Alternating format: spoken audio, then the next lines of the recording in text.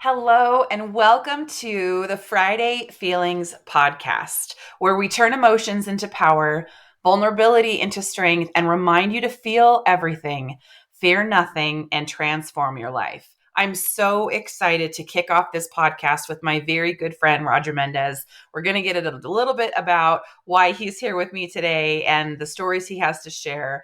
But I wanted to start this podcast by kind of getting into the background of emotional intelligence, which is where all of this is coming from. Emotional intelligence is your ability to understand and identify what you feel, why you feel that way, and then successfully navigate and manage your own emotions. How that impacts other people, how that impacts your decision making, how that takes over sometimes when negative emotions are so overwhelming that you can't think straight and you misstep. I have had a lifetime of missteps because emotions are a difficult thing to navigate. And more than anything, what I've found in my studies of emotional intelligence is that you are not a victim to your thoughts or emotions, that you absolutely can manage successfully and navigate successfully emotions when you understand where your emotions come from, when you understand the role that your thoughts play into your emotions, and when you learn the tools and skills that help you manage that process. So, as we get into this conversation about emotions, it's important to me to first identify that emotions are not your enemy. Good emotions, bad emotions, they are all part of the human experience that you will never get rid of. So, emotional intelligence is not the removal of emotions. Emotional intelligence says understand your emotions so that you can then manage them. So, understanding emotions in self awareness means you got to know who you are, right? And I ask a lot of people that question of who are you, right? So, if I said to Roger, take away your spouse, your kids, your job, your home, your hobbies, because those are all labels. And I asked you, who are you? What remains? This is a great question. Yeah. I would say, And I'm going to I mean, introduce you, but I want to just start with that question because that's where this journey starts of emotional yeah, intelligence is self-awareness. And it starts with that question of who are you? To your yeah, core, who are you? yeah. I love that question because I feel like I am what you see is what you get. Like I'm somebody that really entails energy, creativity, innovation. And so I tell people joking around, I'm just kind of jacked up on life normally. So I get excited about things. So I just feel like a positive person. If I hear a fun song that I'm dancing in my car, I'm like, ooh, this song really does it for me. Like I'm just really excited about life. And so that's who Mm. I am. I feel like that's something that I try to really cultivate, but who I am deep down inside. That's awesome. So let's just have you continue and help us get to know you a little bit. Yeah, yeah. Well, first and foremost, I was so excited. I just felt like, meeting you a few months ago, like just kindred spirits, like excited that this topic is something that we really don't talk about as much. And it's something that's really just driven the course of my life and something I'm really excited about. So, a Mm. little bit about me. I'm originally from San Jose, California. I grew up there and then ended up moving to Utah to go to school there. And over the last 8 years, I've been working for a tech company, Cisco, out of the Bay Area.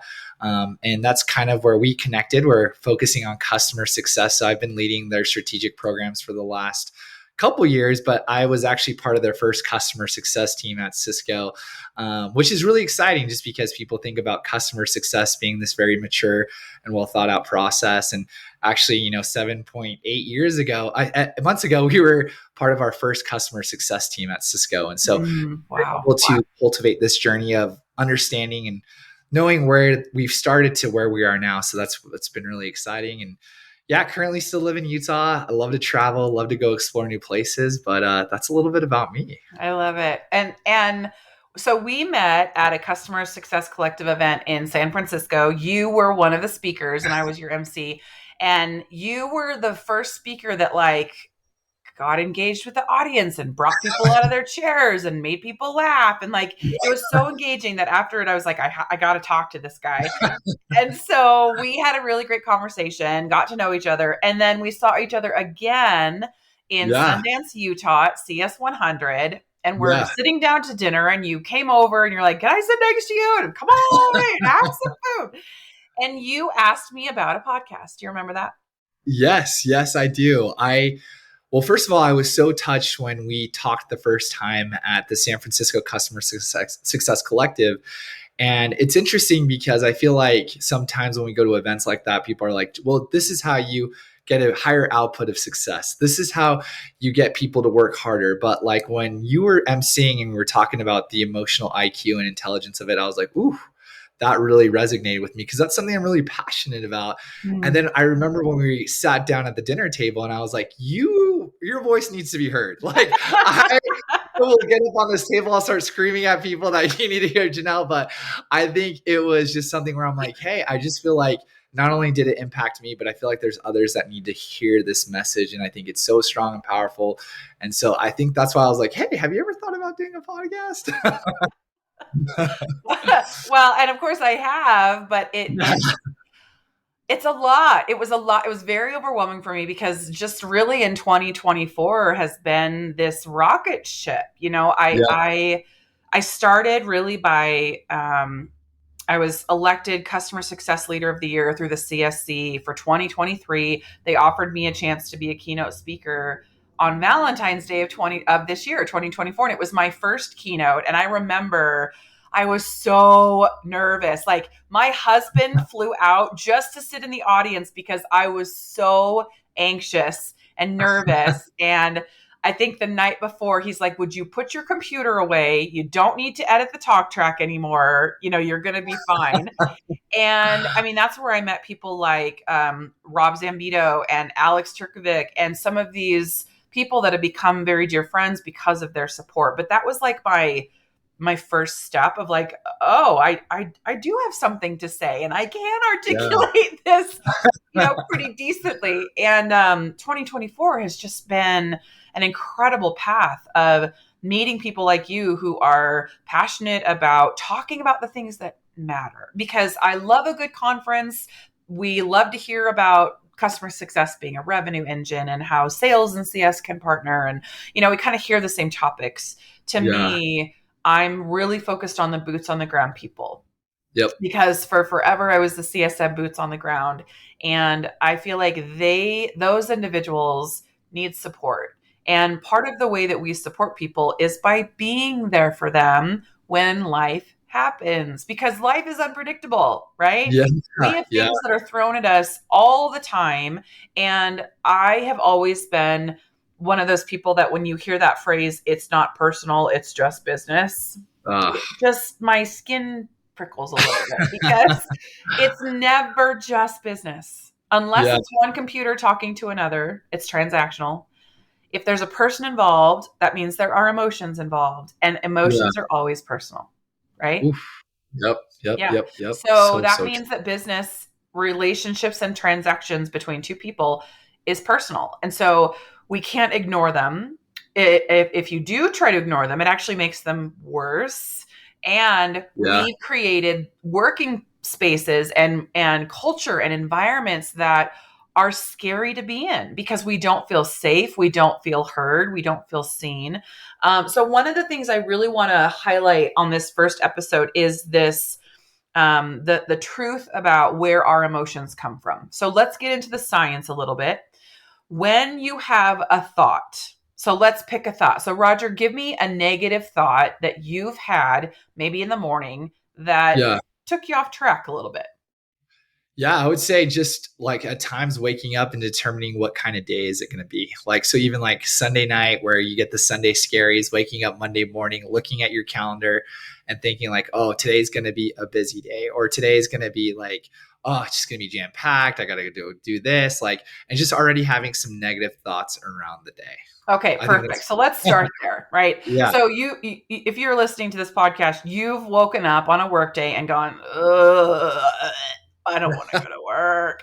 And there could be, I'm tired, I'm irritated, I had a fight, I'm not feeling good. I mean, pick your reason. yeah, So you have a negative thought and it sits in your brain, right? It comes from that place in the brain. We haven't quite figured out yet, but we know that the brain is electrical, right? And so that thought generates an electrical signal that goes to your nervous system, to a nerve in your nervous system. That nerve interprets your thought to generate chemicals to the rest of your nervous system. So if the thought is, I don't want to go to work today because I don't really feel valued. I don't feel like my manager sees me. I don't feel like my company appreciates me. Oh boy, that thought goes to a nerve, and that nerve goes, oh, we're not valued. Nobody likes us. Do we even contribute? What am I doing?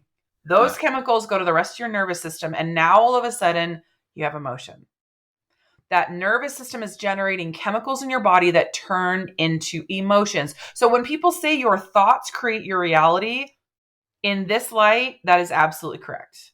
The Yeah. things that you think generate your emotions, and your emotions drive your behavior. Unless you know how to manage your emotions, unless you're aware of ways to wrangle your emotions and get them under control, those emotions drive you forward. And so when we realize that and we really think through that science, it means that the things that you think are creating your path forward. So if you are someone who dwells on the negative, ruminates on the negative, gets caught in the negative, and you have a really difficult time getting yourself out of that mentality, I'm going to ask you to sit back and take a look at how has your behavior been influenced by that, right? Depression, anxiety, fear, we all struggle with those emotions. And really, my goal of this podcast as a whole is to equip you with tools to help you understand how your brain works, how your body is connected to your brain, and how you don't have to be victim to your thoughts or emotions, that you are not a slave to the thoughts in your mind. You have the ability to control them, change them, and edit your path forward as much as you can, realizing that life is still going to be unpredictable, right? So that's the foundation of where I'm coming from, because in 2020 I had a catalyst in my life. It led me to find this term of emotional intelligence, completely bury myself in everything I could get my hands on and apply it to my own life. The transformation I've seen in my own life, the transformation that I'm helping others find through mentoring, the Lionheart Bootcamp, just my attempt to pass on that knowledge so that people feel the same sense of, okay, I'm not perfect, but I can prepare, and I can challenge myself in those moments and wow, have some victory over really deep, dark emotions that has led me off path in the past, right? I want to be able to give that. So this podcast is going to be every Friday Feelings. Roger, you came up with that name. Actually, I think your name was, what did you say? What was the original? Do you remember? Maybe it was Feelings with Friday, maybe Yeah, I something think like that was it. that. Yeah. Yeah. Feelings with Friday, which I love. I was going to shorten that title a little bit. Yeah. Um, there's a new guest each week. So I'm bringing in some incredible individuals who are just going to talk about their experience with a very specific emotion, and give you best practices, give you tips that help them, give you actionable items for you to take and try. And the key thing about when you hear someone give you advice is it may not work for you. Right. And the way they go about it may not work for you, but your method will, your way will. And so the one thing I want to emphasize to those of you listening is if Roger gives you advice today, which he will, and if it doesn't work, don't be discouraged, because not everything works for everyone. The key is, if you think about your life as a equation, there are different components of an equation. X minus Z equals Y. I probably have that backwards, but you know what I'm saying. So find the components that work for you, and don't get discouraged if you try something that someone else offers and it doesn't work for you, because it's not meant to work for everybody. The key is you got to find your own lane. Okay. So we're going to dive into here with Roger. I really want to get into his time, his story, and why I'm so excited to have him here with us today. So Roger, I want to talk about why emotions matter. Oof. Why do emotions matter to you, especially in the sense of a business professional life? Yeah, I would say that's why I think I created my passion around customer success. Like I didn't even know customer success existed like 8-9 years ago. Like I actually was a background in social media and marketing. I actually used to work for a company running all of their social media Wow. presence. And like, I remember something that I really loved about it was being a voice of the customer. So like a customer would come to our page and say like, oh, like this is what's happening. I'm not really happy with our product. I would be a voice of reason and also try to be a brand advocate, but also work for that customer, almost being a consultant for them. And I just love that they would come back to our page to say, oh my gosh, I had this great experience with this company.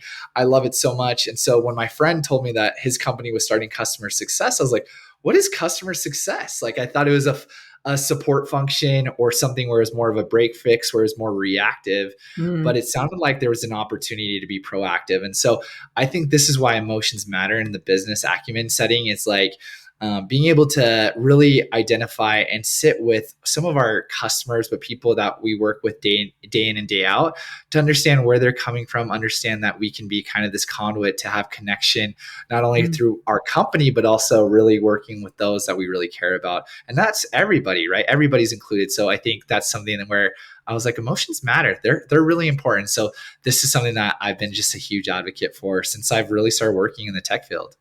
I love that. And customer success is such it's a very loose term because it means different Yeah. things to different people. But really, I think we both love is the relationship part, building and maintaining really healthy relationships. That is for me in my personal life as well as my business professional life, right? And that's really where I think I found my lane in customer success, because it's about relationships at the end of the day. Yeah. And relationships with people is about emotions. Right? Right. So, let's start with self-awareness for you. Yeah.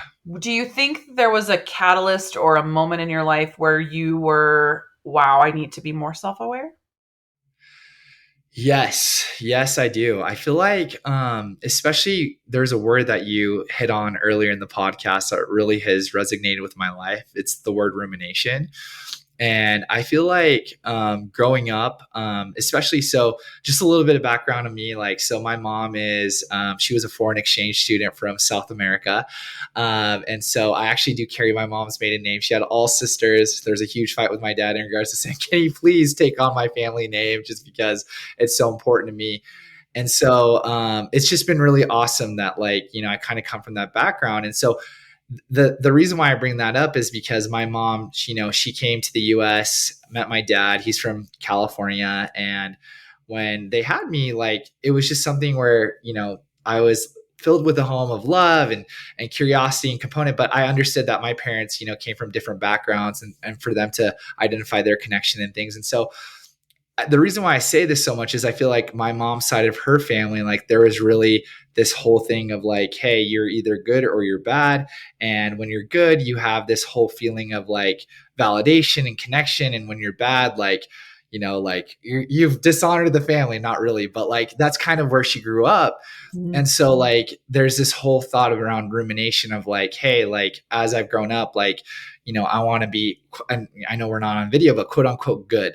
And so, like, I think being self-aware, and building this kind of awareness around like, hey, I don't want to be caught in this good or bad thing. I really want to be caught in more of how can I enjoy the present moment? And that's where I self-awareness love has really that. come into my life, where I'm like, how can I tap into like my five senses? How can I really be aware of what's happening right now? Because if I don't do that, then I'm going to miss out on life, and I'm going to start really getting caught up in like, oh, am I doing something good enough, or am I ready enough, or am I this? So I think that's where self-awareness has really kind of been this little fire inside of me that, like, it's kind of just grown thicker and stronger over time, where I'm like, I love being in tune with the present moment. It's just beautiful. It's a gift. So yeah. You said that so well. I love that, being present in the moment. We also use the term mindful, being mindful. And Yeah. so when we really, I want to talk a little bit through the details of that. So when you think about self-awareness, emotional intelligence, there's four primary pillars. There's two that focus on loving yourself, and there are two that focus on loving other people. The Mm. two that focus on loving on yourself are self-awareness and self-management. Self-awareness is not being nice to people. Self-awareness is not, are you aware that when you talk and you don't smile, you come across like a, no. And that's true for me. I was not aware of my face. I have to be more aware. Yes, that's self-awareness. But the Yeah. self-awareness that I'm talking about is, again, answering that question of who are you? why do you do what you do? Why do you have the emotions you have? Why do you have the motivation that you have? Where do your drivers come from? Why do you have the emotional triggers that you have? They came from somewhere. Where did they come from? And are you aware of those emotions? And so then the two pillars that focus on loving others are social awareness and relationship management. So, social awareness being, do you understand how you impact other people? And are you aware of how other people impact you? And then relationship management is, how do you then build and maintain healthy relationships moving forward, whether they're personal or business? That's what emotional intelligence, it's the culmination of that. And Yeah. so I kind of describe self-awareness as the front door to EQ. Yeah. If you're not self-aware, you can't manage your own emotions. If you're not self-aware, you have no idea how you're impacting the people around you. If you're not self-aware, you're going to have a really difficult time maintaining relationships because your emotions are going to get the better of you sometimes Yeah. and potentially burn bridges, which is where I found myself, right? So self-awareness is where we start. And I think self-awareness can get a little bit heavy, because for me, self-awareness meant I had to go back into some really difficult childhood memories, some really uncomfortable horribleness that nobody wants to walk through that. Nobody wants to go back and face trauma of their past or hurt feelings or betrayals or any of that. But what I've learned through my journey is you have to. You Yeah. can't bury it. You can't ignore it, because it's almost like it was a weed that had infiltrated every part of my life, and it would sprout up and prick me with thorns when I least expected it. And I'm like, where did this come from? And oh, well, it actually stemmed from something that happened to you when you were a kid and I didn't even know, right? So Yeah. I want to hear from you, Roger, on tell me a story. Tell us a story of when you had an emotional catalyst that made you step back and go, oh, I got some things I got to work on. Yeah. I would say, so growing up, I would say that, one thing that really resonates with me when you talked about an emotional catalyst.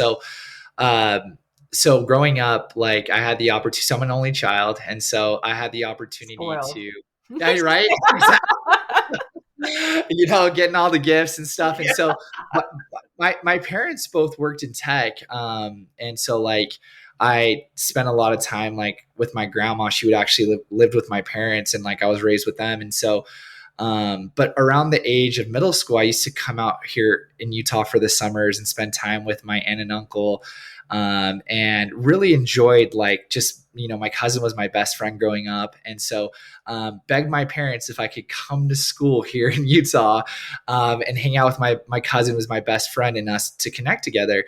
And my aunt and uncle are the most incredible people. Like for them to take on like somebody during school year, I loved it so Mm, much. But I would say that that was kind of my first moment, or my emotional catalyst. And we can talk more about it later, where it's like more of that. I lived with my aunt and uncle. I was away in Utah. I was 13, 14 years old, and I was so devastatingly sad to be away from my mom and dad.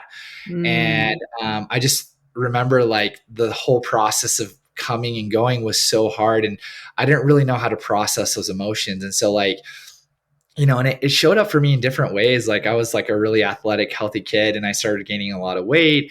I just kind of started seeing that like I wanted to like really, fit in, and like really trying to understand kind of my culture, my teammates. I mean, not my teammates, my classmates, and like really mm. trying to have a voice. And so like for me, I think that's where emotions started driving kind of like my behavior of like, oh, like, whether I would close up and just be like, hey, like I'm gonna suffer through this, like, even though I was so happy to live with my aunt and uncle, like I just didn't know how to process my emotions at 13. Like I think that's why we all go away at college when we're adults, but like when you're like kind of more of a pre-teenager, like, it's a really hard moment to like really say, hey, like I'm transitioning from one life to the other, Yeah. and these are amazing people and I love living here, but I'm like, I just really miss my mom and dad still. So like, just, I think that was kind of the start of like, why are my emotions kind of flaring or triggering at different moments in my life where I'm like, hey, this is something's happening here. I'm really trying to understand why that's happening. Right. So Yeah. Well, I mean, and you're talking about a rough age too. I don't think yeah. any of you couldn't pay me enough money to go back to that age. There's no amount of money I would Right. take, right? It's a really rough place to be. And I think too, especially today, we are so bombarded by tech and AI that it's almost like we don't know how to deal with emotions because we're drowning it out with media, with phones, with TikTok, with right? Three different screens that we work at. You know, we have a very overwhelming amount of tech in our lives, which I love some technology. Others, it's like, I think it drowns out our thoughts and emotions. And I lean into that. I mean, I don't know Yeah. about you, but like when I'm emotional, I would love to go sit on the couch and binge watch a TV show because I don't Yeah. want to think about what's driving my emotions, right? So true. And that's how I feel as well, where it's like, it's, sometimes it's that shortcut that we're looking for, right? Where our emotions are present, they're here. There's actually a book that I love called, it's by Russ Harris, and it talks about kind of the happiness trap. And he talks about how like our life is like at times with our emotions, we're on this boat. And if we're heading somewhere where it's very uncomfortable with our emotions, it's almost like these scary monsters come underneath the boat and they try to make us shrink. And so like we kind of make this bargain with them that says, hey, if I drift aimlessly, like you guys can go back under the boat. And so like I think that's what you were mentioning, where it's like, hey, I'm going to go turn on the show for a few hours. I'm going to go disconnect. But I'm kind of, reinforcing that emotion to say, hey, whenever something difficult or scary comes up, we're going to come even louder. And so I think that's something that's like, it's just really interesting how like, our bodies are kind of built and equipped like that a little bit. So Well, and I think you call out a really important thing to mention, which is your brain and body are habitual. They like habits. And so if you're someone, and I love the visual because I love visual representation, you're on a boat, you're headed down your path, and all of a sudden we're heading into a negative emotion, whether it's a yeah, hurt feeling, whether it's a betrayal, whether it's you don't feel valued at work, you have imposter syndrome.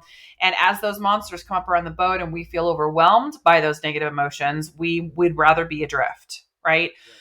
If we do that over and over and over, we're actively telling our brains, I can't handle it. I can't handle it. I can't handle it. And we're yeah, building and we're building and we're building. Well, eventually, those negative emotions are going to come back in full force. And whether you want to deal with them or not, they're going to come out. They're going to tip yeah, that boat over. They're going to hurt somebody else that you don't want to hurt. They're going to burn a bridge. They're going to, right, fill in the blank. So I'm yeah. curious, Roger, if you have any example of a time where your emotions got the better of you and you had to learn a lesson. Yeah. Yeah, for sure. I would say that for me, one of the biggest things with emotions is I think one example I think of specifically is just growing up when especially when I first started at Cisco, I felt a little bit of the imposter syndrome, a little bit, you could say, where like my emotions had the better of me. That am I good enough? Am I ready enough? Am I, somebody in the aspect of like, can I actually do this? And I felt Mm, it's interesting when you start feeling that kind of thought pattern, you almost start feeling those emotions of fear and guilt and shame and feelings that I'm like, necessarily I'm not doing anything wrong or anything that goes against my value. I'm actually doing something that like I'm really excited about.